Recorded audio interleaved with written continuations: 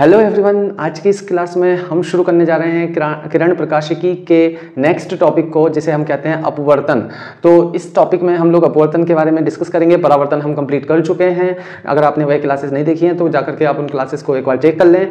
और आज के इस क्लास में हमारे ये सभी टॉपिक्स कंप्लीट होने वाले हैं।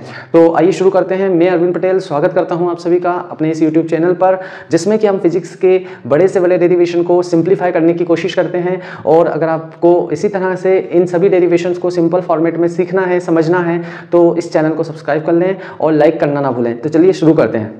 तो सबसे पहले हम यहाँ पर देखेंगे प्रकाश का अपवर्तन, जिसमें कि हम प्रकाश का अपवर्तन क्या होता है पहले हम उसको डिस्कस करेंगे। नेक्स्ट टॉपिक हमारा होगा अपवर्तनांक के बारे में, जो हमको जानना है। बहुत ही सिंपल तरीके से हम ये समझेंगे कि अपवर्तनांक क्या होता है।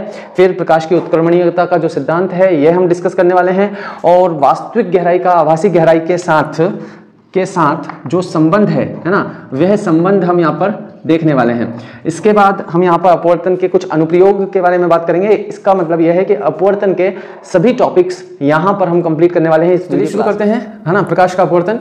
तो इसे जब शुरू करने से पहले हम लोगों को ये पता है कि जब भी प्रकाश किसी माध्यम में गति करता है, जब भी प्रकाश एक माध्यम में चलता है, तो वह हमेशा सरल रेखीय गति करता है। ये हम पहले भी डिस्कस कर चुके हैं कि यहाँ पर सपोज ये आपके पास कोई सोर्स है ना, जहाँ से प्रकाश आ रहा है। तो प्रकाश जब आता है तो वह एक सीधी रेखा में गति कर रहा होता है। अगर इस दिशा में भी चलेगा तो एक सीधी रेखा में इस तरह से चलता रहेगा, इस दिशा में चलेगा तो भी एक सीधी रेखा में ही चलेगा, मतलब कि स्ट्रेट फॉरवर्ड वो चलता रहता है।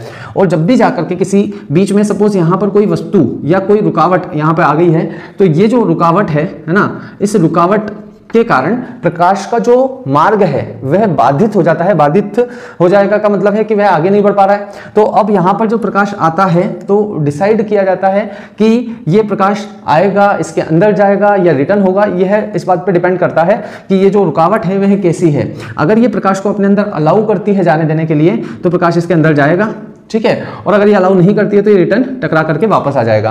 तो ये हमें पता है। अब यहाँ पर जब ये टकरा करके वापस आता है तो इसे हम परावर्तन कहते हैं। और जब ये इसी माध्यम में अंदर चला जाता है, दूसरे माध्यम में प्रवेश करता है, तब होने वाली घटना को हम अपवर्तन कहते हैं। तो आइए समझते हैं कि ये जो प्रकाश जब किसी, है ना, दूसरे माध्यम में जब प्रवेश करता है तो किस तरीके से इसका जो व्यवहार होता है, किस तरीके से ये बिहेव करेगा। तो देखिए यहाँ पर जब आप देखते हैं कि जब कोई प्रकाश इस तरीके से आ रहा है ना, प्रकाश अभी चल रहा है सीधी सरल रेखा में, तो इसकी जो गति है ये सरल रेखा में है ना, सरल रेखा में गमन कर रहा है ये प्रकाश। और जब ये प्रकाश यहाँ पर सपोज यहाँ तक ये आया, अभी ये चल करके आ रहा है, मान लो वायु से, है ना, हवा से चलकर आ रहा है। अब वायु में जब ये चलकर आ रहा है तो पूरे टाइम ये सीधे सीधे सीधे सीधे चलता रहता है। लेकिन जैसे ही सपोज यहाँ पर दूसरा कोई माध्यम आ गया है, यहाँ पर आ गया सपोज कांच, है ना, कांच रखा हुआ है यहाँ पे, ये कांच रखा हुआ है। जब कांच बीच में आ जाएगा तो यहाँ जो प्रकाश किरण है जो सीधे जा रही थी, अब उसका जो रास्ता है वो थोड़ा सा डिफरेंट हो गया। सपोज अब जो प्रकाश किरण है उसने अपना रास्ता बदल लिया है। तो देखिए, अगर ये बीच में माध्यम नहीं होता, दूसरा कोई मटेरियल नहीं रखा होता, तो ये प्रकाश किरण सीधे ऐसे जा रही थी, ऐसे ही जाती रहती। लेकिन क्या हुआ, जैसे ही माध्यम बदला तो इसका जो रास्ता है यह चेंज हो चुका है, परिवर्तित हो चुका है। तो यहां पर आप देखेंगे कि जब कोई प्रकाश किरण एक माध्यम से दूसरे माध्यम में जाती है तो वह अपने मार्ग से विचलित हो जाती है ना। तो जब वह एक माध्यम से दूसरे माध्यम में जाती है तो वह अपने मार्ग से विचलित हो जाती है। और इस विचलित हो जाने की घटना को ही हम अपवर्तन कहते हैं। तो यहाँ पर देखिएगा कि जब ये प्रकाश किरण अभी फिर से यहाँ पर ये इस माध्यम में चल रही है, फिर से ये सीधे सरल रेखा में चल रही है यहाँ तक चलती है। लेकिन फिर यहाँ पर माध्यम बदलेगा, क्योंकि यहाँ पर कांच खत्म हो चुका है और दूसरा माध्यम सपोज यहाँ इसके बाद में फिर वायु है ना, तो वायु अब यहाँ पर शुरू हो चुका है। तो यहाँ पर भी क्या होगा, जो प्रकाश किरण है फिर से अपना मार्ग चेंज करेगी, और जब ये मार्ग चेंज करेगी तो ये इस तरीके से जाना शुरू करेगी। अपवर्तन समझ में आ रहा है आपको। अब यहाँ पर हमें समझना है अपवर्तन की सीधी सी परिभाषा अगर हम लिखें तो यहां पर हम लिख सकते हैं कि जब प्रकाश किरण एक माध्यम से किसी दूसरे माध्यम में प्रवेश करती है तो प्रकाश किरण अपने मार्ग से विचलित हो जाती है। प्रकाश की इस घटना को प्रकाश का अपवर्तन कहते हैं। ठीक है, तो यहां पर सिंपल सी परिभाषा। अब हमें ये देखना है कि ये अपने मार्ग से विचलित होती क्यों है ना। ऐसा क्या होता है कि जब कोई प्रकाश किरण एक माध्यम से दूसरे माध्यम में प्रवेश करती है तो उसका रास्ता क्यों बदल जाता है, उसका जो भी रास्ता होता है, मार्ग होता है, वह अपने मार्गों को छोड़कर किसी दूसरे मार्ग पर क्यों चलने लगती है, इसका कारण हम यहाँ पर जानेंगे। तो यहाँ अगर अपवर्तन के कारण की बात करें, अगर हम ये समझने की कोशिश करें कि प्रकाश किरण अपना रास्ता क्यों बदल रही है, तो उसका सिंपल सा कारण है मार्ग से विचलित होने का कारण। तो मार्ग से विचलित होने का कारण क्या है कि जब भी कोई प्रकाश किरण एक माध्यम से दूसरे माध्यम में जाती है तो उसकी प्रकाश की जो चाल है, प्रकाश की चाल बदल जाती है। इसका मतलब क्या है ना, और यही कारण है अपवर्तन का। तो जब कोई प्रकाश किरण एक माध्यम से दूसरे माध्यम में जाती है तो उसकी चाल बदल जाती है। कैसे बदलती है, देखिए आपको ये पता है कि प्रकाश की जो चाल होती है, प्रकाश की चाल हमारे पास होती है, इसे हम c से लिखते हैं, प्रकाश की चाल को c से लिखा जाता है, और ये होती है 3 × 10⁸ मीटर पर सेकेंड। ठीक है, ये हमारे पास प्रकाश की चाल होती है। अब इस चाल को अगर आप देखें तो ये चाल कहां पर होती है, तो ये होती है वायु या निर्वात में, है ना। जो प्रकाश की ये जो चाल है ये कहाँ होती है, वायु या निर्वात में। मतलब कि अगर प्रकाश वायु में चल रहा है, हवा में चल रहा है या निर्वात में चल रहा है, तो चलते समय वह है जिस स्पीड से चलेगा वह स्पीड उसकी है 3 × 10⁸। अब अगर यही प्रकाश, ठीक है, अगर यही प्रकाश जल में चलता है, जल में, पानी में अगर प्रकाश चल रहा है, तो इसकी जो चाल होगी वह कितनी होगी, 2.25 × 10⁸ मीटर पर सेकेंड।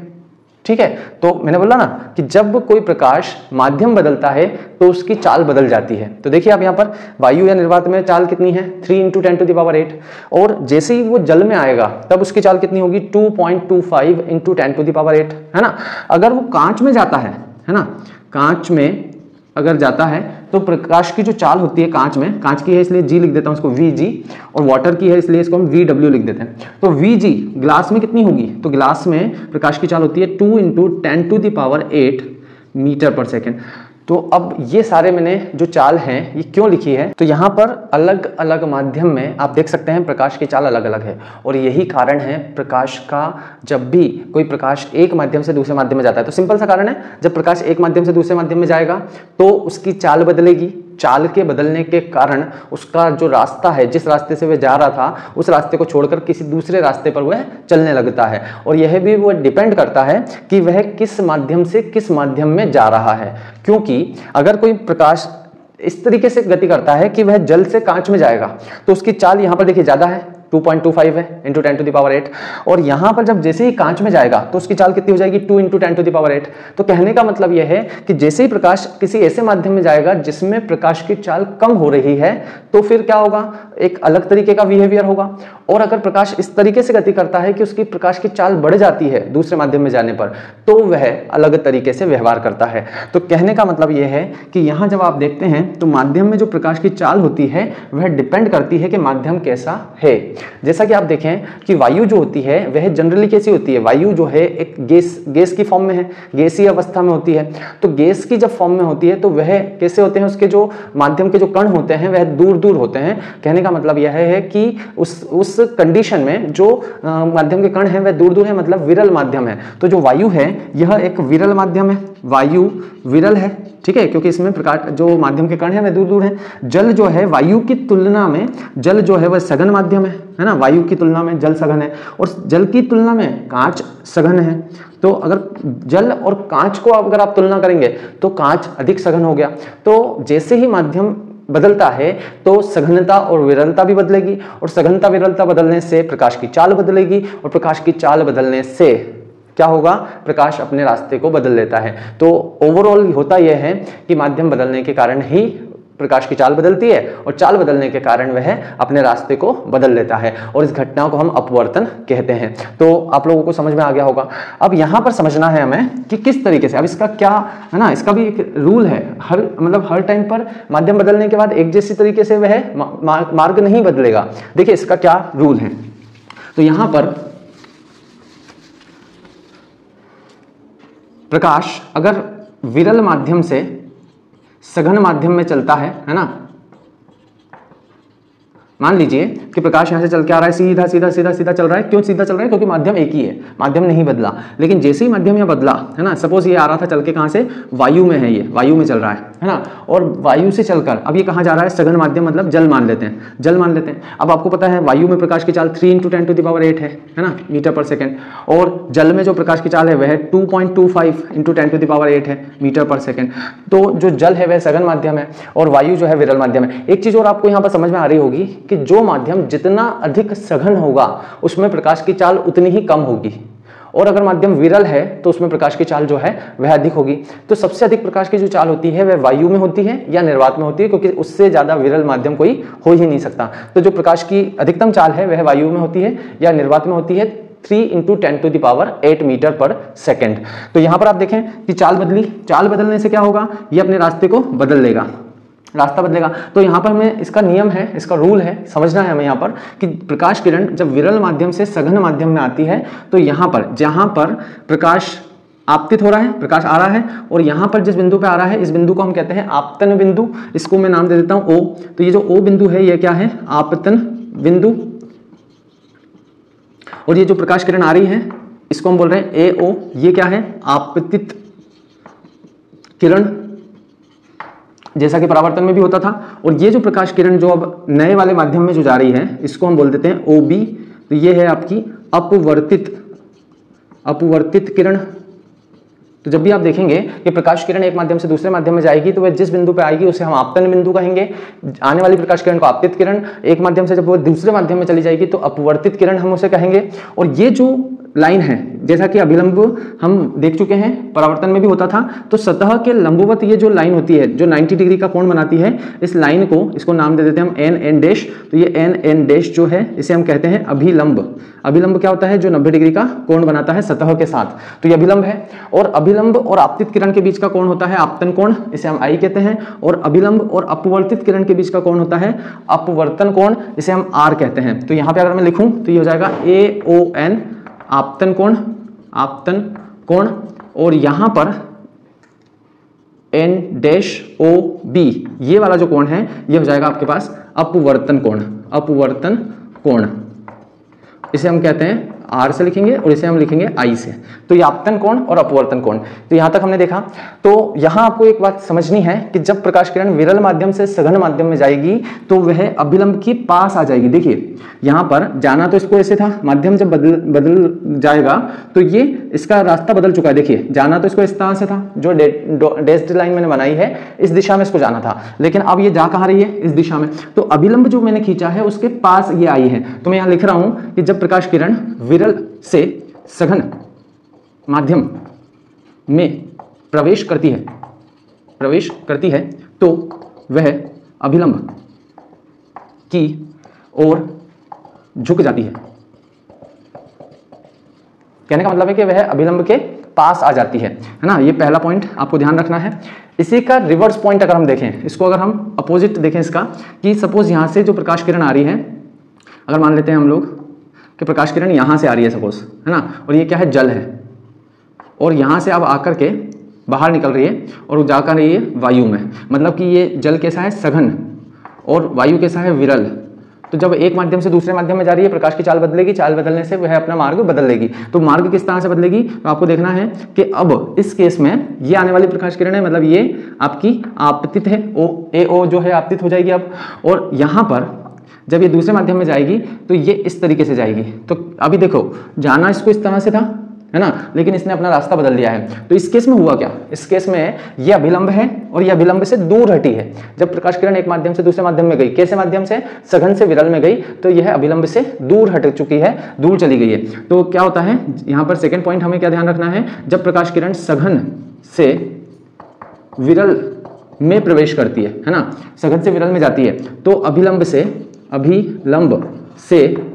दूर हटती है। ठीक है, तो अभिलंब से दूर हटेगी, है ना। तो ये हमें ध्यान रखना है। तो ये केस हो गए हमारे, दो केस हैं, दोनों हमको ध्यान रखना है, दोनों पॉइंट्स। अब हमें यहां देखना है कि मैंने ये जो सब कुछ आपको एक्सप्लेन किया है इसी से रिलेटेड है ना।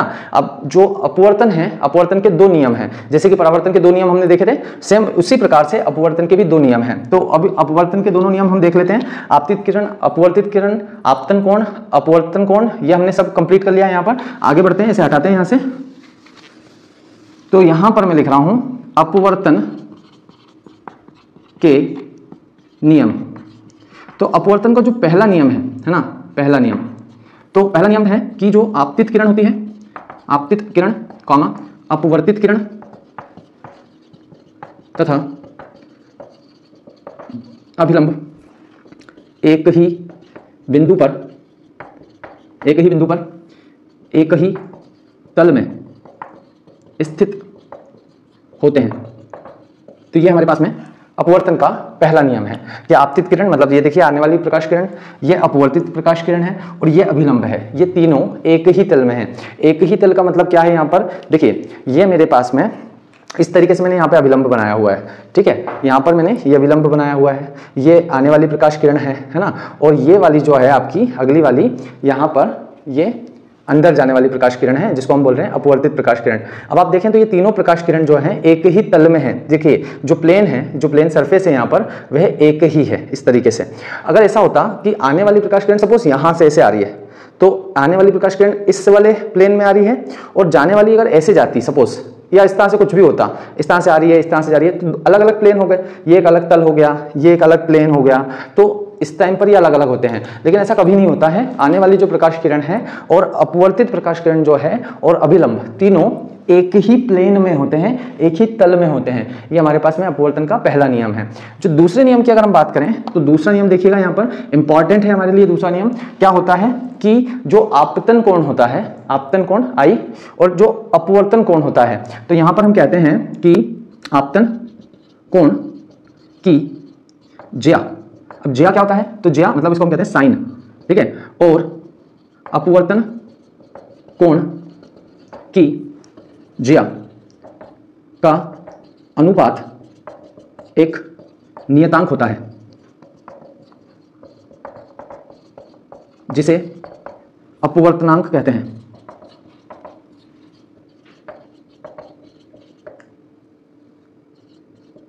ठीक है, तो यहां पर देखिए क्या आपतन कोण की ज्या। अब ये जो ज्या है इसका मतलब क्या होता है, तो देखिए ज्या का मतलब होता है साइन, और एक होता है हमारे पास कोज्या। कोज्या का मतलब होता है कोस साइन या फिर कोसाइन बोल सकते हैं आप इसको, या जिसको हम सिंपल से कोस बोलते हैं, है ना। तो कॉस थीटा, साइन थीटा, है ना, ऐसे ही टेन थीटा होता है, उसको हम स्पर्श ज्या बोलते हैं। तो ज्या मतलब होता है साइन। तो देखिए क्या करना है हमको, इस नियम में क्या कहा जा रहा है, आपतन कोण की ज्या। आपतन कोण की ज्या का मतलब है कि आपतन कोण जो है इसका आपको साइन लेना है। तो इसका साइन क्या होगा, तो आपतन कोण I है, साइन क्या होगा, साइन I, है ना। और अपवर्तन कोण की ज्या, अब अपवर्तन कोण क्या है हमारे पास R, और इसकी ज्या क्या होगी, तो इसकी ज्या होगी साइन R, है ना। और इनका जो अनुपात है ना, अनुपात मतलब यह डिवाइड करके हम अनुपात निकालेंगे। तो अनुपात जो है वह एक नियतांक होता है, यह एक नियतांक होता है। इसको हम इस तरीके से लिख सकते हैं, मतलब साइन I और साइन R का जो रेशियो होता है, जो अनुपात होता है, वह एक नियतांक होता है। और ये जो नियतांक है, इस नियतांक को हम अपवर्तनांक कहते हैं, इस नियतांक को अपवर्तनांक कहते हैं, है ना। अभी अपवर्तनांक के बारे में डिटेल में हम समझेंगे कि क्या होता है अपवर्तनांक, लेकिन साइन I और साइन R का जो रेशियो होता है इसे हम अपवर्तनांक कहते हैं। अपवर्तनांक का एक दूसरा फॉर्मूला भी है, वह भी हम सीखेंगे, है ना। आप देखिए और इसको आगे क्लियर करिए। तो यहाँ पर यह हो गया। इस फॉर्मूले को या इस नियम को, ये जो सेकंड वाला नियम है अपवर्तन का, इसे हम स्नेल का नियम भी कहते हैं। तो ये ध्यान रखिएगा, स्नेल का नियम। तो इस नियम को स्नेल का नियम भी कहा जाता है, और ये आपको फॉर्मूला ध्यान रखना है। और इसे हम क्या कहते हैं, अपवर्तनांक। तो अपवर्तनांक क्या होता है, अभी हम नेक्स्ट टॉपिक हमारा वही है, उसे हम डिटेल में समझेंगे।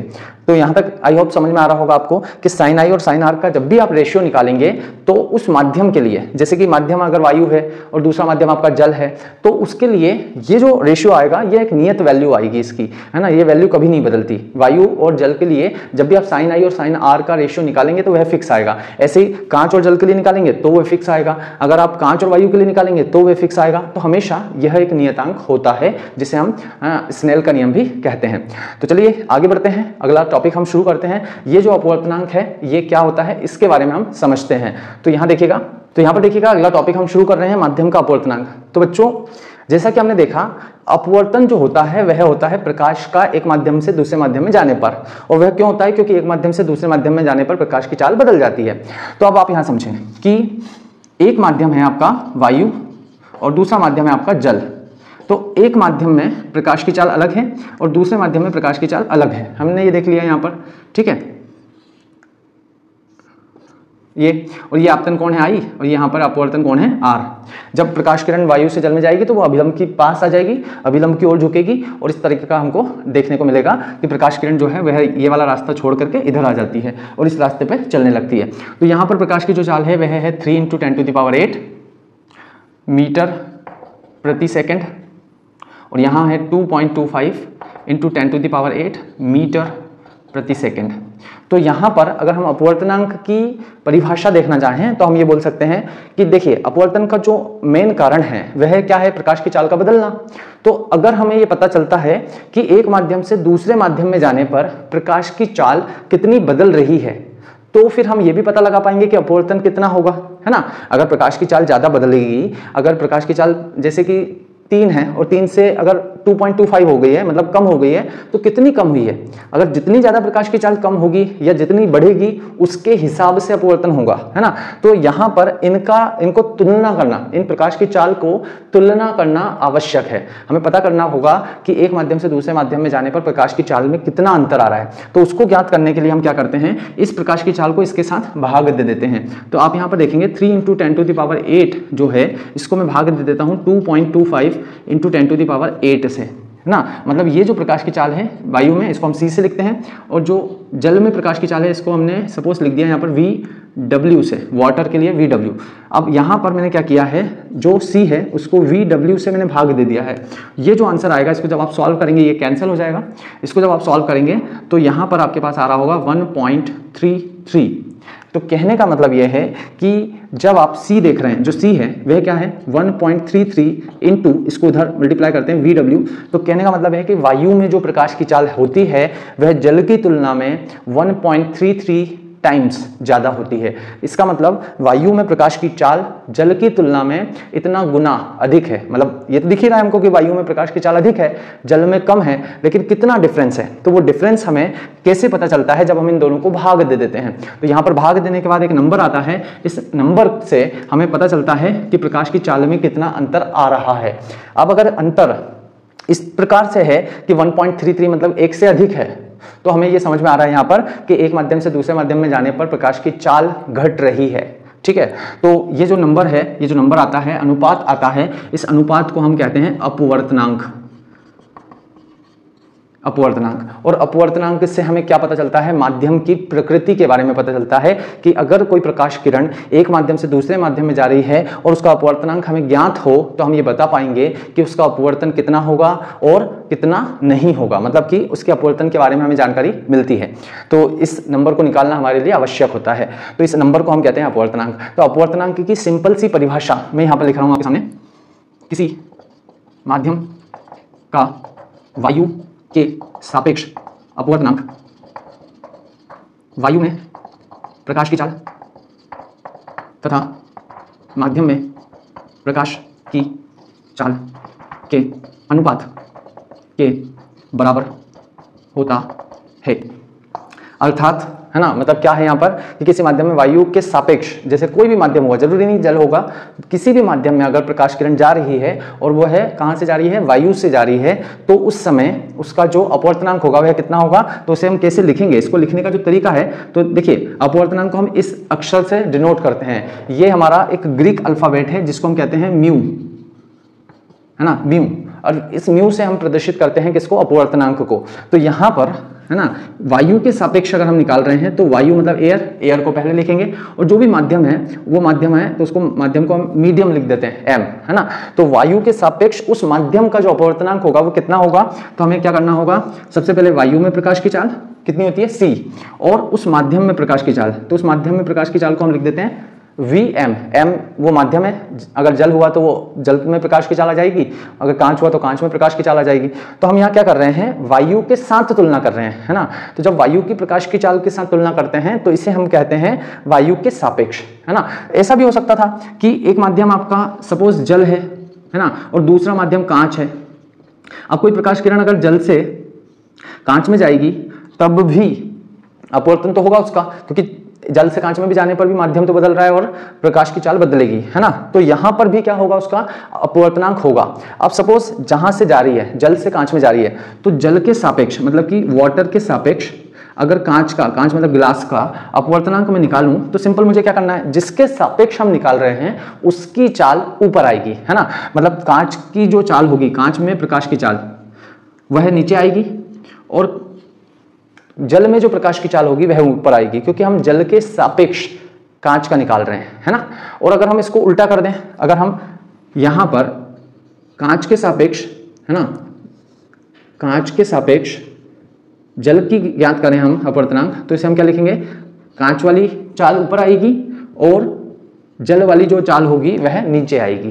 तो सिंपल सा हमने अपवर्तनांक यहाँ पर देखा। यहाँ पर मैंने जैसा आपको बताया कि जब भी हमें अपवर्तनांक ज्ञात करना होगा तो हम क्या करेंगे, जो प्रकाश की चाल होगी विभिन्न माध्यम में उसकी तुलना करेंगे। तो अगर हम प्रकाश की जो चाल है किसी माध्यम में उसकी तुलना वायु के साथ करते हैं तो ऐसे अपवर्तनांक को देखिए, जब वायु के साथ तुलना करेंगे, जैसे कि मैंने लिखा ए म्यू मीडियम के लिए m, तो वायु के सापेक्ष हम माध्यम का अपवर्तनांक निकाल रहे हैं, तो हम क्या करेंगे, वायु में प्रकाश की चाल अपॉन माध्यम में प्रकाश की चाल, इस तरीके से हम निकाल पाएंगे, है ना। तो इसे हम कहते हैं, इसको हम कहते हैं निरपेक्ष अपवर्तनांक, ठीक है, निरपेक्ष अपवर्तनांक। और दूसरा होता है हमारे पास सापेक्ष अपवर्तनांक।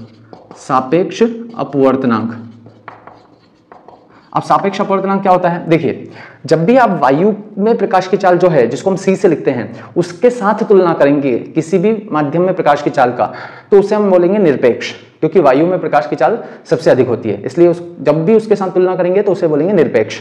लेकिन अगर हम प्रकाश की चाल, जैसे जल हमने ले लिया और जल के साथ, जल मतलब हो गया वाटर के साथ तुलना करते हैं किसकी, गिलास की, तो यहाँ पे हम क्या करेंगे, वाटर के सापेक्ष निकाल रहे हैं, तो वाटर में प्रकाश की जो चाल होगी उसको ऊपर और जल जो गिलास है उसमें जो प्रकाश की चाल होगी उसे नीचे लिखेंगे। तो इस प्रकार से जब आप निकालेंगे तो जो आंसर आएगा, जो भी रेशियो आएगा वह भी अपवर्तनांक होगा, लेकिन उस अपवर्तनांक को आप कहेंगे सापेक्ष अपवर्तनांक, ठीक है। तो ये अपवर्तनांक के प्रकार थे। अब अगला जो टॉपिक है हमारा, हमें ये देखना है कि ये जो अपवर्तनांक होता है क्या इसका वैल्यू बदल सकता है। हाँ, तो इसका वैल्यू बदल सकता है और ये डिपेंड करता है किस पर, माध्यम पर। जैसे कांच में जब प्रकाश जाएगा तो उसके लिए अपवर्तनांक अलग होगा क्योंकि उसमें प्रकाश की चाल अलग है। जब जल में जब प्रकाश जाएगा तो उसके लिए अपवर्तनांक अलग होगा क्योंकि जल में प्रकाश की चाल अलग होती है। तो इस प्रकार से माध्यम पर यह निर्भर करता है। माध्यम के अलावा भी कुछ फैक्टर हैं, कुछ कारक हैं जिन पर अपवर्तनांक निर्भर करता है। तो आइए देखते हैं। देख सकते हैं कि माध्यम के जोड़े पर या माध्यम की प्रकृति पर अपवर्तनांक निर्भर करेगा, क्योंकि हमें पता है सघन माध्यम में चाल कम होगी, है ना, और विरल माध्यम में चाल अधिक होती है ना। तो उस प्रकार से अपवर्तनांक भी उसके हिसाब से बदलेगा कि माध्यम आपका कैसा है, माध्यम की प्रकृति पर यह निर्भर करेगा।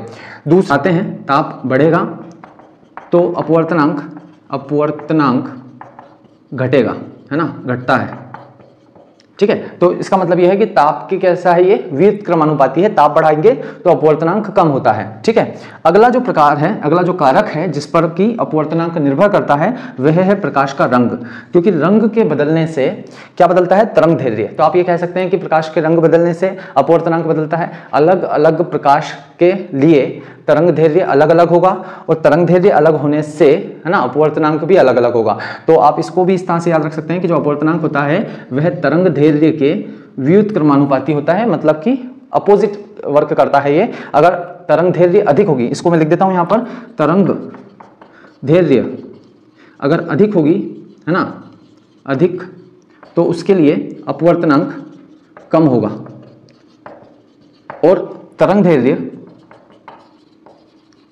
अधिक, अगर तरंग दैर्ध्य कम होगी तो अपवर्तनांक अधिक होगा, ठीक है। तो अपवर्तनांक जो है वह रंग पर निर्भर करता है। रंग पे क्यों करता है? क्योंकि रंग के बदलने से तरंग दैर्ध्य बदलती है और तरंग दैर्ध्य के बदलने से अपवर्तनांक बदलता है। तरंग दैर्ध्य अधिक होगी तो अपवर्तनांक कम हो जाएगा, तरंग दैर्ध्य कम होगी तो अपवर्तनांक बढ़ जाएगा। इसलिए सबसे कम जो तरंग दैर्ध्य होती है, इसको आप इस तरह से भी हम इसको याद रखते हैं, बेजानी ह पी न ल। तो ये जो हमारा एक ट्रिक है याद रखने का, इसमें हम क्या करते हैं, बेजानी हैपन अल्लाह, इसके थ्रू हम याद रखते हैं कि किसकी तरंग दैर्ध्य कम होती है, किसकी अधिक होती है। तो बे मतलब बैंगनी कलर जो होता है, इसकी तरंग दैर्ध्य सबसे कम होती है, और सबसे लास्ट में आता है लाल, उसकी तरंग दैर्ध्य सबसे अधिक होती है। तो लाल की जो तरंग दैर्ध्य है, बैंगनी से लाल की तरफ जाने पर लाल की तरंग दैर्ध्य सबसे कम अधिक होती है और बैंगनी की तरंग दैर्ध्य सबसे कम होती है। तो बैंगनी की तरंग दैर्ध्य कम है ना, तरंग दैर्ध्य कम है, तो अपवर्तनांक जो होगा म्यू इसके लिए अधिक होगा, और लाल की तरंग दैर्ध्य अधिक है तो अपवर्तनांक कम होगा। ठीक है। तो यहाँ पे मैं इस तरह से लिख सकता हूँ इसको शॉर्ट में, कि जो रेड कलर की लिए अपवर्तनांक होगा वह सबसे कम होगा, और वायलेट कलर बैंगनी कलर के लिए जो अपवर्तनांक होगा वह सबसे अधिक होगा, क्योंकि बैंगनी कलर का जो तरंग दैर्ध्य होता है वह सबसे कम होता है, तरंग दैर्ध्य कम होने से अपवर्तनांक अधिक होगा उसके लिए। ठीक है। तो ये अपवर्तनांक इन कारकों पर निर्भर कर। चलिए अब हम शुरू करते हैं अपना अगला टॉपिक, जिसे हम कहते हैं प्रकाश की उत्क्रमणीयता का सिद्धांत। छोटा सा सिंपल सा टॉपिक है। क्या कहते हैं, क्या होता है यह सिद्धांत? तो उत्क्रमणीयता मतलब इसको इंग्लिश में हम कहते हैं रिवर्सिबिलिटी। रिवर्सिबिलिटी मतलब किसी चीज का पलट जाना, उलट जाना, है ना, रिवर्स हो जाना, उसे हम कहते हैं रिवर्सिबिलिटी। तो देखिए कैसे होता है ये, कि जैसे सपोज आपके सामने कोई प्रकाश किरण इस तरीके से चल करके आ रही है, और आने के बाद ये इस तरह से चली जाती है मान लिया जाए, फिर किसी दूसरे माध्यम में जब ये जा रही है फिर ये इस तरह से चलने लगती है। तो अब आप ये देख सकते हैं कि जो प्रकाश किरण आई है ये किस तरह से आई है, ए से ओ पे गई है, ओ से बी पर गई है, बी से सी पर गई है। तो इस तरीके का इसका रास्ता था। ठीक है। तो प्रकाश का उत्क्रमणीयता का सिद्धांत कहता है जब कोई प्रकाश किरण एक माध्यम से दूसरे माध्यम में जाती है तो वह अपने मार्ग से विचलित हो जाती है, और विचलित हो जाने के बाद अगर उसके मार्ग को पलट दिया जाए, है ना, जैसे अगर मैंने यहां से जो प्रकाश किरण है ऐसे जा रही थी, अब अगर मान लो कि हम ये देख चुके हैं कि किसी भी समतल दर्पण पे, अगर मान लो मैंने यहाँ पर एक दर्पण रख दिया है जो कि एक समतल दर्पण है, और जो प्रकाश किरण है यह इस पे आपतित होती है 90 डिग्री के एंगल पे। तो अब 90 डिग्री के एंगल पे अगर ये आपतित होती है, तो हमने ये देखा है पिछले क्लासेस में कि जब कोई प्रकाश किरण किसी समतल दर्पण के लंबवत इस तरीके से आपतित होती है तो फिर वह इसी दिशा में वापस लौट जाती है इस तरीके से। तो यहाँ पर देखिए क्या होगा कि ये प्रकाश किरण आ रही है, इस समतल दर्पण पर आपतित हो रही है, तो ये क्या करेगा, इसको वापस से रिटर्न कर देगा, इसी रास्ते से ये वापस रिटर्न हो जाएगी, और इसी रास्ते से जब ये रिटर्न होगी तो फिर ये इसी रास्ते से यहाँ से आई थी, ये इस रास्ते से प्रवेश की थी, इसी रास्ते से वापस यहाँ जाएगी, फिर ये वापस यहाँ जाएगी और इस तरीके से जाने लगेगी। तो कहने का मतलब यह है कि एक प्रकाश किरण थी, वह जिस रास्ते से प्रवेश किया था उसने, अगर उसका मार्ग पलट दिया जाए तो जिस रास्ते से उसने प्रवेश किया था वह उसी रास्ते से पुनः लौट जाती है। इस सिद्धांत को हम कहते हैं उत्क्रमणीयता का सिद्धांत। ठीक है। तो सिंपल सा कॉन्सेप्ट था यहाँ पर ये, इसको हम इस तरह से देख सकते हैं। इसका एक छोटा सा फॉर्मूला है, वह मैं आपको बता देता हूँ कि जैसे कि अगर कोई प्रकाश किरण सपोज यहाँ से इंटर कर रही है ना, ये पहला माध्यम है और ये आपका सेकेंड वाला मीडियम है, दूसरा माध्यम है, और यहाँ प्रकाश किरण सपोज यहाँ से यहाँ जाती है, अभिलंब की और झुक जाती है, ये है ना, अभिलंब के पास आ जाती है। अब यहाँ पर आपतन कोण बन रहा है आपका I, और यहाँ पर बन रहा है R, अपवर्तन कोण। तो यहाँ पे अगर आप स्नेल का नियम लगाएंगे तो sine I upon sine R क्या हो जाएगा आपका, ये पहले वाले माध्यम है उसके सापेक्ष दूसरे वाले माध्यम का अपवर्तनांक। ठीक है। तो जो जहाँ पर भी I बनता है, अपवर्तन कोण बनता है, उसके सापेक्ष हमारा अपवर्तनांक होता है। जैसे कि I कहाँ पे बन रहा है, पहले वाले माध्यम में, अपवर्तन कोण जो है वो पहले माध्यम में बन रहा है, इसलिए जो अपवर्तनांक है वह पहले माध्यम के सापेक्ष है दूसरे माध्यम का। लेकिन अगर इसको पलट दिया जाए, ठीक है, तो यही डायग्राम ऐसे हो जाएगा, है ना, पलट दिया जाए मतलब ये रास्ता जो प्रकाश किरण का था ऐसे जा रही थी, अब इसको अगर पलट दिया, मैंने कोई दर्पण रख दिया, तो अब ये ऐसे जाने लगेगी, इस प्रकार से उल्टा रास्ता हो जाएगा, और यहाँ पर ये इस तरीके से यहाँ पर जाना शुरू करेगी, है ना। तो अब आप देख सकते हैं कि अब अगर प्रकाश किरण ऐसे जा रही है, मतलब कि ये जो कोण R है यह अब अपवर्तन कोण है, और ये वाला जो कोण है I, ये इसके लिए किस तरह का काम करेगा, अपवर्तन कोण, ये आपतन कोण हो जाएगा, सॉरी, अब है ना, अब की केस में, रिटर्न वाले केस में ये आपतन हो जाएगा और ये I जो है अपवर्तन का काम करेगा। ठीक है। तो अब अगर मैं यहाँ पर ये वाला स्नेल का नियम लगाता हूँ तो देखिए आपतन कोण कौन है, अब R, R जो है आपतन कोण है, और अपवर्तन कोण कौन है, I। तो यहाँ पर मैं लिखूंगा sine R upon sine I। अभी भी मैंने स्नेल का नियम नहीं बदला है, स्नेल का नियम वही है साइन आपतन कोण का, लेकिन अब R जो है वही हमारे लिए आपतन कोण है, क्योंकि अब ये प्रकाश किरण इस तरीके से आ रही है, आने वाली प्रकाश किरण को हम आपतित किरण कहते हैं। तो अब ये जो कोण है R, ये आपके लिए आपतन होगा, और ये जो किरण है, ये वाला जो कोण बन रहा है I, ये आपके लिए अपवर्तन होगा। और जब आप निकालेंगे तो यहाँ पर क्या लिखेंगे आप, 2μ1। क्यों लिखेंगे 2μ1? क्योंकि मैंने आपको बोला है जिसमें आपतन कोण बनता है उसके सापेक्ष हम निकालते हैं। अब आपतन कोण आपका देखिए, ये पहला माध्यम है, दूसरा माध्यम है, आपतन कोण आपका आ कहाँ रही है प्रकाश किरण, दूसरे माध्यम में। तो आपतन कोण जो है आपका दूसरे माध्यम में बन रहा है, इसलिए दूसरे के सापेक्ष पहले का अपवर्तनांक हम यहाँ पर ज्ञात कर रहे हैं। और जब भी जिसके भी सापेक्ष हम ज्ञात करते हैं उसको हम पहले लिखते हैं। जैसे पहले के सापेक्ष निकाल रहे हैं तो 1 पहले आएगा, 2 बाद में आएगा, और अगर दूसरे के सापेक्ष निकाल रहे हैं तो 2 पहले आएगा, 1 बाद में आएगा। तो इस तरीके से आप देख सकते हैं, ये हो जाएगी हमारी इक्वेशन फर्स्ट, ठीक है। और यहाँ पर जब हम रिवर्स वाले केस में देखते हैं, जब प्रकाश किरण का मार्ग परावर्तित कर दिया जाता है, यहाँ पे मैं लिख देता हूँ, जब मार्ग पलट दिया जाता है तब इस तरह की कंडीशन होगी, है ना। और इसको ऐसे लिख सकता हूँ मैं, साइन आई को अगर मैं ऊपर लिख लेता हूँ, साइन आर को यहाँ अपॉन में लिख देता हूँ, इसको पलट सकता हूँ मैं यहाँ पे, तो इसको मैं 2μ1 लिख सकता हूँ, ठीक है। अब इसको मैं इक्वेशन नेम दे देता हूँ सेकेंड। अब आप यहाँ पर देखें समीकरण 1 व 2 से, अब आप 1 और 2 से देखें, पहले में क्या हो रहा था, है ना, प्रकाश किरण पहले माध्यम से, एक माध्यम से 2 माध्यम में जा रही थी, तब ये कंडीशन थी। और जब आपने मार्ग बदल दिया तो ये कंडीशन है। पहली और दूसरी समीकरण से आप देखें तो आपके पास में, अब देखें दोनों के लेफ्ट साइड सेम है, तो राइट साइड भी सेम हो जाएगी, तो मतलब 1μ2 इसका राइट साइड और इसका राइट साइड इक्वल हो जाएगा। तो यहाँ पर हमको इस तरह का एक फॉर्मूला देखने को मिलता है। इस फॉर्मूले से हम कुछ इंपॉर्टेंट कंक्लूजन्स भी निकाल सकते हैं, वह क्या है वह देखिए। तो कहने का मतलब यहाँ पर यह है कि पहले के सापेक्ष दूसरे का अपवर्तनांक जो होता है वह दूसरे के सापेक्ष पहले के अपवर्तनांक का क्या होता है, व्युत्क्रम होता है। व्युत्क्रम है ये, व्युत्क्रम मतलब उल्टा करना है। जैसे कि अगर मैंने लिखा है यहाँ पे एयर के सापेक्ष गिलास का, मतलब वायु के सापेक्ष जो कांच का अपवर्तनांक होता है वह है, अगर मान लिया जाए 3/2 होता है, ठीक है।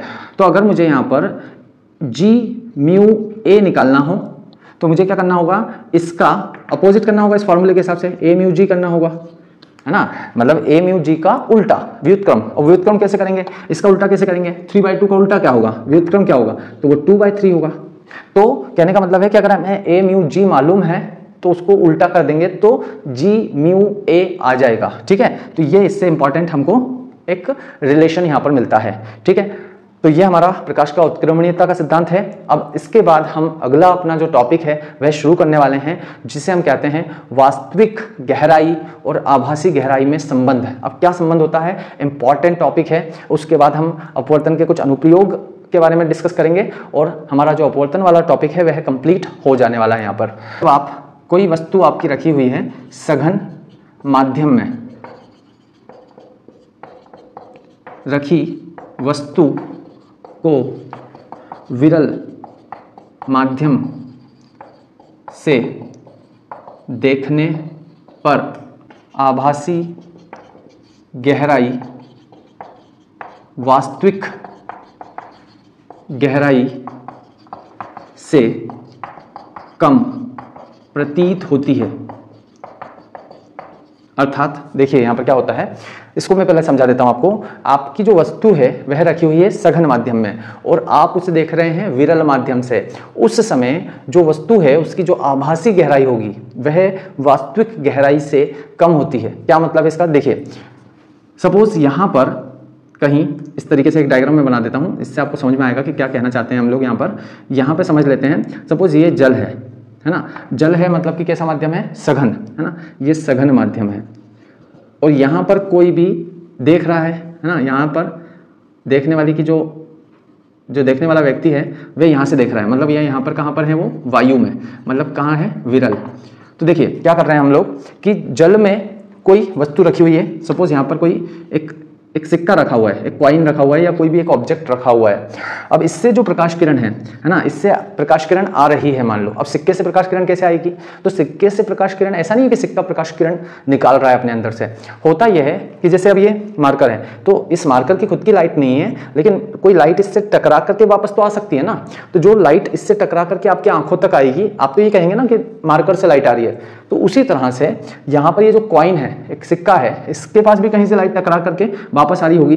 सपोज एक लाइट यहाँ पर इस दिशा में जा रही है ना, एक लाइट जो है वो टकरा करके इससे ऐसे आ रही होगी, तो हम यही कहेंगे कि सिक्के से लाइट आ रही है, प्रकाश किरणें आ रही है। जब ये प्रकाश किरण ऐसे आएगी है ना, आकर के इस तरीके से आती है और यहाँ आती है, तो देखिए माध्यम यहाँ पर बदल रहा है, इस बिंदु पर माध्यम बदल रहा है। लेकिन होगा क्या, आप देख पा रहे हैं कि ये माध्यम के लंबवत आ रही है, तो फिर इसका जो मार्ग है वह नहीं बदलता। ये आपको ध्यान रखना है कि लंबवत आती है तो मार्ग नहीं बदलता है, फिर वह सीधे चली जाती है। एकमात्र कंडीशन ऐसी है, यह है जब माध्यम बदलने के बाद भी मार्ग नहीं बदलता है। क्यों नहीं बदलता? क्योंकि प्रकाश किरण जो है वह लंबवत आपतित हो, तब उस कंडीशन में उसका मार्ग नहीं बदलता है। अब एक प्रकाश किरण तो ये हो गई है ना, और ये जो दूसरी प्रकाश किरण है ये यहाँ जा रही है इस प्रकार से। जब ये यहाँ पहुँचती है तो यहाँ पर इस बिंदु पर देखेंगे आप कि जल के बाद अब अगली जो माध्यम है वह वायु है। तो ये क्या कर रहा है, माध्यम बदल रहा है, और जब माध्यम बदल रहा है तो फिर हमें यहाँ पर एक अभिलंब बनाना होगा। अभिलंब क्या करता है, जो 90 डिग्री का कोण बनाता है। अब प्रकाश किरण जो है वो सघन माध्यम से विरल में जा रही है, मतलब अभिलंब से दूर हटेगी। ये जो प्रकाश किरण है यह अभिलंब से दूर हटकर इस तरीके से जाएगी है ना, ऐसे निकल जाती है। और होगा क्या अब, है ना। तो याद रखिए, पिछली क्लासेस में भी हम डिस्कस कर चुके हैं। जिन लोगों ने पिछली क्लासेस या पिछले वीडियोस नहीं देखे हैं परावर्तन वाले, जिनमें कि हमने प्रतिबिंब निर्माण कैसे होता है, उसके लिए मैंने आपको बताया था कि जब किसी भी वस्तु का प्रतिबिंब तब बनता है जब हमारे पास दो प्रकाश किरणें हों। दो प्रकाश किरणें कैसी होती हैं, या तो दो प्रकाश किरणें परावर्तित किरणें हों, परावर्तित किरणें जहाँ मिलती है वहाँ पे वस्तु का प्रतिबिंब बनता है, या दो अपवर्तित किरणें जहाँ मिलती है वहाँ पर वस्तु का प्रतिबिंब बनता है। तो यहाँ देखिए, ये जो प्रकाश किरण है ये अपवर्तित है, ये आने वाली थी अब आपतित, और ये दूसरे माध्यम में जा रही है, अपवर्तित है। ऐसे ही ये जो प्रकाश किरण है ये आपतित थी और ये दूसरे माध्यम में गई, तो ये कौन सी है, अपवर्तित है। अब ये दोनों प्रकाश किरणें जहां मिलेगी वहां पर प्रतिबिंब बनता हुआ दिखाई देगा। तो ये जो सिक्का है, एक्चुअल में सिक्का यहाँ रखा हुआ है, लेकिन इसका जो प्रतिबिंब बनेगा वह कहाँ बनेगा, देखिए एक अपवर्तित किरण ये है, एक अपवर्तित किरण ये है, ये दोनों कहाँ मिलेगी, देखिए आगे तो कहीं पे नहीं मिल रही है ना, इनको आप कितना ही बढ़ाएं आगे नहीं मिलेगी। लेकिन इसको अगर हम पीछे बढ़ा दें इस तरीके से, तो देखिए मैंने इसको पीछे की ओर बढ़ाया, और पीछे की ओर जब मैं इसको बढ़ाता हूं तो ये यहाँ पर जाकर के इस पॉइंट पे जाकर के इस वाली किरण के साथ मिलती है। और हमें पता है कि जहाँ दो अपवर्तित प्रकाश किरणें मिलती है वहाँ पर प्रतिबिंब बनता है, तो यहाँ प्रतिबिंब बनेगा। तो ये जो कॉइन है, इस कॉइन की जो इमेज है वो यहाँ बनेगी, यहाँ पर। तो ये कॉइन जो है इसको मैं ओ बोल रहा हूँ, ओ फॉर ऑब्जेक्ट, और इसका जो प्रतिबिंब बन रहा है इसे हम बोल रहे हैं इमेज, तो इसको मैं बोल रहा हूँ आई। ठीक है, तो यहाँ पर आप जब आंखों से इस जगह से देखेंगे, विरल माध्यम से देखेंगे, और जो वस्तु रखी हुई है वह सघन माध्यम में रखी हुई है, तो आपको ऐसा लगेगा कि जो कॉइन है वो यहाँ रखा हुआ है। लेकिन वास्तविकता में ऐसा नहीं है, कॉइन यहाँ है, और जहां वो आपको दिख रहा है उस पॉइंट को हम बोलते हैं आभासी प्रतिबिंब है वह, है ना। केवल आपको फील हो रहा है कि वहां पर कॉइन है, लेकिन वहां कॉइन नहीं है। वहां जो आपको दिख रहा है वह कॉइन नहीं है, वह कॉइन का, सिक्के का प्रतिबिंब है। और इसलिए इस गहराई को, यहां से लेकर यहां तक की जो गहराई है, इसे हम कहते हैं आभासी गहराई। आभासी गहराई क्यों कहते हैं, क्योंकि इसका केवल आभास होता है, एक्चुअल में वास्तविकता में वह वहां पर नहीं है। इसी प्रकार वास्तविक गहराई क्या होगी, तो ये जो गहराई है यहां से लेकर यहां तक की, इस गहराई को हम कहते हैं वास्तविक गहराई। तो बहुत बार आप देखेंगे कि अपवर्तन के कारण इस प्रकार की हमको इल्यूजन्स होते हैं, भ्रम होते हैं, दृष्टि भ्रम होता है कि हम जैसे इस सिक्के को उठाने जाएंगे, जैसे हमको सिक्का यहाँ रखा हुआ है लेकिन हमें सिक्का यहाँ दिख रहा है, जैसे हम हाथ डाल करके उस सिक्के को उठाने जाएंगे हमारे हाथ में कुछ नहीं आएगा, क्योंकि सिक्का वहाँ था ही नहीं। सिक्का जो है वास्तविकता में नीचे रखा हुआ है। तो ये जो गहराई होती है इसे हम वास्तविक गहराई कहते हैं, और इस गहराई को हम कहते हैं आभासी गहराई। तो सपोज कर लेते हैं इस पॉइंट का नाम दे देते हैं हम A, इस पॉइंट को नाम दे देते हैं N, इस पॉइंट को नाम दे देते हैं हम B, और इस पॉइंट को हम नाम दे देते हैं M डैश। ठीक है, तो देखिए ये प्रकाश किरण कौन सी है, आने वाली। तो आपतित किरण है, और आपतित किरण अभिलंब के साथ जो कोण बनाती है ये वाला, इसको हम आपतन कोण कहेंगे आई। और ये जो प्रकाश किरण है यह अपवर्तित है, अपवर्तित किरण जो कोण बनाती है उसे हम अपवर्तन कोण कहते हैं, तो वो हम लिखेंगे आर। तो देखिएगा यहाँ पर कुछ चीज़ें यहाँ समझ लीजिए, ये आपतन कोण है आई, और अगर ये आई है तो ये भी आई होगा। क्यों? क्योंकि ये दोनों प्रकाश किरणें, या आप बोल सकते हैं ये जो दोनों रेखाएं हैं ये दोनों एक दूसरे के समांतर है। देखिए दो प्रकाश किरणें एक दूसरे के समांतर हों और यहाँ पे इस तरह से कोई एक लाइन इस तरह से कट कर रही हो, तो ये कोण और ये कोण बराबर होगा, है ना, इनको हम कहते हैं एकांतर कोण। इसी प्रकार ये कोण अगर आर है तो आपका ये वाला कोण भी आर होगा। क्यों? क्योंकि ये संगत कोण है। तो यहाँ पे मैं लिख देता हूँ आपके सामने डायग्राम से, चित्र से आपको समझ में आ रहा है कि जो ए ओ बी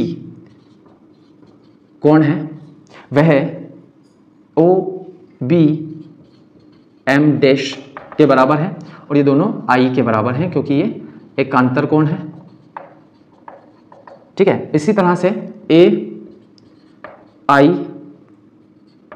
बी बराबर है आई बी एम डैश के, और ये किसके बराबर है, आर के। क्यों है?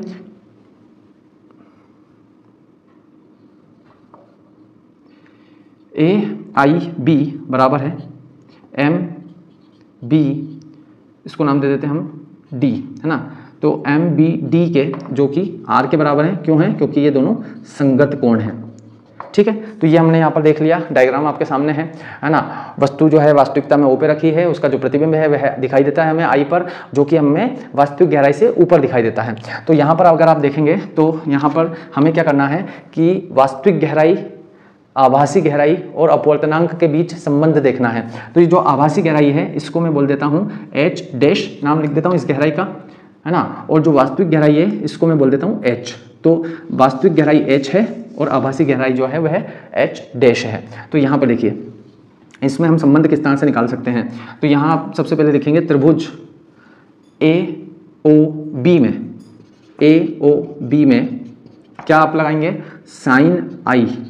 साइन आई निकालने वाले हैं हम लोग। क्यों निकालने वाले हैं साइन आई? क्योंकि हमें संबंध जो देखना है वास्तविक गहराई का आभासी गहराई के साथ और अपवर्तनांक के साथ, और अपवर्तनांक का जो सूत्र होता है वह होता है sine I upon sine R. तो यहाँ पे हमें सबसे पहले साइन आई ज्ञात करना होगा। तो साइन आई कितना होगा, देखिए साइन आई होता है लंब बटे कर्ण। तो इस त्रिभुज में यहाँ आप देख सकते हैं, ये वाले त्रिभुज की हम बात कर रहे हैं बड़े वाले की, तो इस त्रिभुज में इसको मैं साइड में यहाँ पे बना देता हूँ, क्लियर आपको समझ में आएगा कि किस त्रिभुज की बात हो रही है। ये ए पॉइंट है, यहाँ पर ओ है, यहाँ पर हमारे पास बी है, यहाँ 90 डिग्री का एंगल है, और ये जो कोण है ये हमारे पास आई है। तो यहाँ देखिएगा साइन आई क्या होगा, लंब बटे कर्ण। तो आई के जस्ट सामने ये लंब होगा, तो ए बी बटे में कर्ण 90 के जस्ट सामने, 90 के सामने जो कर्ण है वो क्या हो जाएगा, ओ बी। तो ये हो जाएगा हमारे पास में साइन आई की वैल्यू हो जाएगी A B upon O B. इसी प्रकार आपको एक त्रिभुज और दिख रहा है यहाँ पर छोटा सा, जिसको हम बनाते हैं, उसका नाम लिख देते हैं पहले, त्रिभुज ए आई बी में। अब देखिए जो छोटा सा एक और त्रिभुज दिख रहा है वह ऐसा त्रिभुज है छोटा सा, यहाँ पर ए है, यहाँ बी है, यहाँ पर आई है, और ये जो कोण है ये आर है। तो इस त्रिभुज में हम यहाँ पर क्या लगाने वाले हैं, साइन आर। और जब आप साइन आर ज्ञात करेंगे तो क्या होगा, लंब ए बी, यही इसके सामने वाला लंब बटे में कर्ण, तो कर्ण हो जाएगा यहाँ पर, है ना, कितना, आई बी। ये हमारे पास साइन आई और साइन आर की वैल्यू हो जाएगी। इसको हम नाम दे देते हैं समीकरण 1, इसको हम नाम दे देते हैं समीकरण 2। अब मैंने आपको बताया था साइन आई और साइन आर क्यों निकाला हमने, क्योंकि हमें रिलेशन जो देखना है वह अपवर्तनांक के साथ देखना है। तो जल के सापेक्ष वायु का अपवर्तनांक, तो देखिए हमेशा अपवर्तनांक किसके सापेक्ष होता है, जिसमें आपतन कोण बनता है। अब आपतन कोण आई जो है वो यहाँ बन रहा है, और ये जो माध्यम है ये पूरा क्या है, जल है, लिखा है हमने यहाँ पर। तो यहाँ पर हम किसके सापेक्ष निकाल रहे हैं, जल के सापेक्ष वायु का। तो हम क्या करेंगे, sine I upon sine R होगा, और किसके सापेक्ष होगा, ये अपवर्तनांक होगा जल के सापेक्ष। तो जल के सापेक्ष होगा, इसलिए इसको लिखेंगे डब्ल्यू म्यू ए, क्योंकि जल के सापेक्ष वायु का है तो इसलिए W पहले आएगा, वाटर पहले आएगा, एयर बाद में आएगा, है ना। यहाँ पे हमारे पास में इतना आएगा। इसको अगर हम ज्ञात करें तो W mu A equals to sine I और साइन आर का मान रख देते हैं। तो यहाँ पे लिख देता हूँ मैं समीकरण 1 व 2 से साइन आई व साइन आर का मान रखने पर, तो रखेंगे अगर आप, तो ये हो जाएगा डब्ल्यू म्यू ए बराबर साइन आई की जगह आप रखेंगे समीकरण 1 से A B upon O B, और बटे में यहाँ पर रखेंगे आप A B upon I B, और जब आप इसको सॉल्व करेंगे तो आपके सामने ये आ जाएगा A B upon O B, इसको पलट के आप लिख देंगे I B upon A B, तो ये कैंसिल हो जाएगा। तो डब्ल्यू म्यू ए की जो वैल्यू है आपके सामने वह आ जाएगी आई बी अपॉन ओ बी, ठीक है, आई बी अपॉन ओ बी। तो यहाँ पर हमने वाटर के सापेक्ष मतलब जल के सापेक्ष वायु का अपवर्तनांक ज्ञात किया है, ठीक है। अब यहाँ पर ये थोड़ा सा ऊपर का मैं यहाँ पर हटा देता हूँ, है ना, इसे हटा करके मैं यहाँ पर लिख दे रहा हूँ इसको। तो देखिए, तो यहाँ पर ये जो है डब्ल्यू म्यू ए मैंने यहाँ पर ज्ञात किया था, इसको मैं चाहूँ तो समीकरण 1, इसको 3 नाम दे सकते हैं। अब देखिए, प्रकाश के उत्क्रमणीयता के सिद्धांत से क्या होता है, जो डब्ल्यू म्यू ए है ना, वह हमें पता है। अगर मुझे ए म्यू डब्ल्यू निकालना हो तो मैं क्या करूँगा, डब्ल्यू म्यू ए का व्युत्क्रम कर दूंगा। इस तरह से लिख सकता हूं मैं, अभी देखा था हमने ये फॉर्मूला। तो ए म्यू डब्ल्यू कितना हो जाएगा, डब्ल्यू म्यू ए का व्युत्क्रम, और डब्ल्यू म्यू ए की वैल्यू कितनी है हमारे पास, तो वो लिख देते हैं हम आई बी अपॉन ओ बी। कहाँ से है ये, समीकरण 3 से, ठीक है। यहाँ तक चीज़ें आई होप समझ में आ रही होगी आपको। तो ए म्यू डब्ल्यू जो होगा वह कितना होगा, इसे हम लिख देंगे O B upon I B के बराबर, O B upon I B के बराबर, ठीक है। तो ओ बी कहाँ पर है आप देख सकते हैं, ये ओ ये बी, और आई बी कहाँ पर है, तो ये आई और ये बी, है ना, ये आ गया हमारे सामने। अब यहाँ तक आप पहले अच्छे से नोट कर लीजिए। अब इसके आगे का जो टॉपिक है, यहाँ पर मैं एक स्पेशल कंडीशन लगाने वाला हूँ, तो वह कंडीशन क्या है वह आप यहीं पर देखिएगा।